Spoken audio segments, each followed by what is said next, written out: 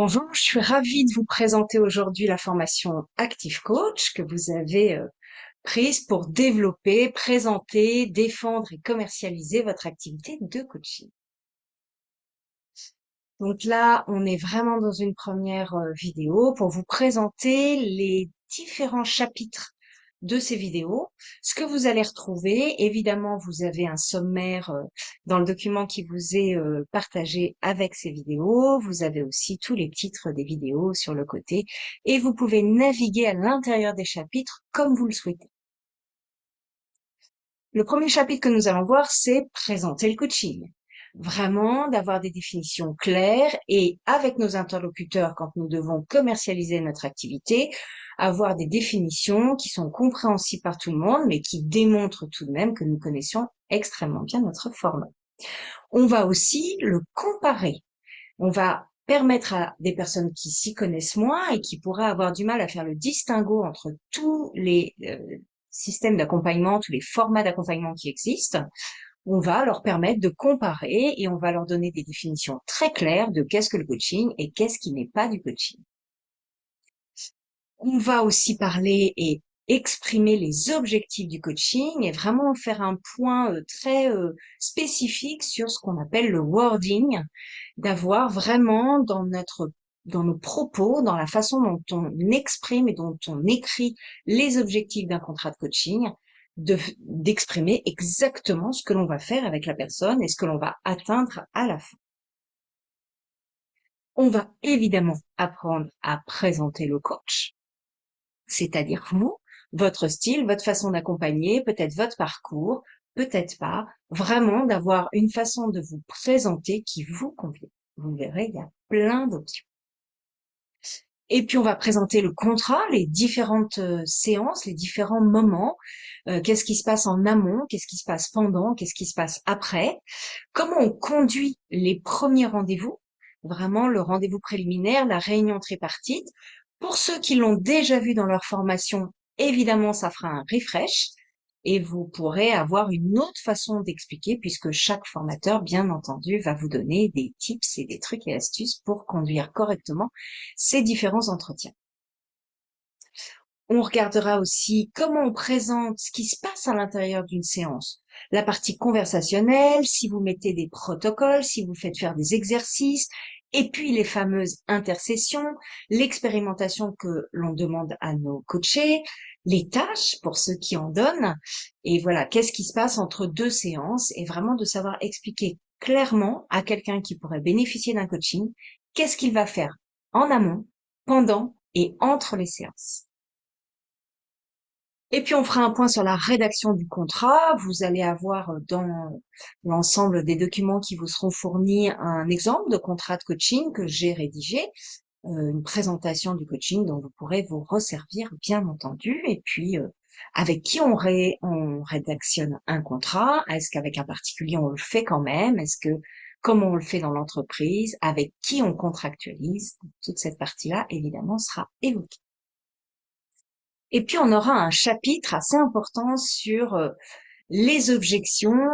On a encore des gens qui nous engagent à défendre notre position, à défendre nos contrats et à expliquer concrètement la différence d'un contrat de coaching avec d'autres contrats ou la pertinence même de nos contrats. Et en fait, une objection, je trouve que c'est super intéressant et c'est comme ça que ça va être abordé dans les vidéos. En fait, quand quelqu'un objecte, ça me permet de démontrer ma posture, ma compétence, mon alignement. Et vraiment, moi, je dis souvent aux gens que je rencontre, testez-moi, objectez, dites-moi les idées farfelues peut-être qui vous passent par l'esprit, mais pas de souci, les objections, c'est vraiment quelque chose auquel nous devons répondre et qui va être vraiment un élément intéressant pour contractualiser. On va aussi avoir un espace pour consolider son socle identitaire de coach, bien entendu, hein, votre identité à vous, elle est certainement très solide, mais peut-être que dans ce métier, vous avez encore besoin, les maîtres mots sont la confiance, la compétence, la légitimité, donc voilà, j'ai inventé un protocole exploration positive de votre identité et peut-être de vos identités différentes qui va consolider votre socle identitaire de coach. On va évidemment aborder les moyens de communication. Quels sont les différents moyens? Quels sont ceux qui sont peut-être plus intéressants pour certains types de personnalités, certains types de coachs? On a évidemment les réseaux sociaux, mais tout le monde n'a pas envie d'être sur les réseaux sociaux. Vous verrez, il y a plein de moyens de communication et qui sont divers et variés.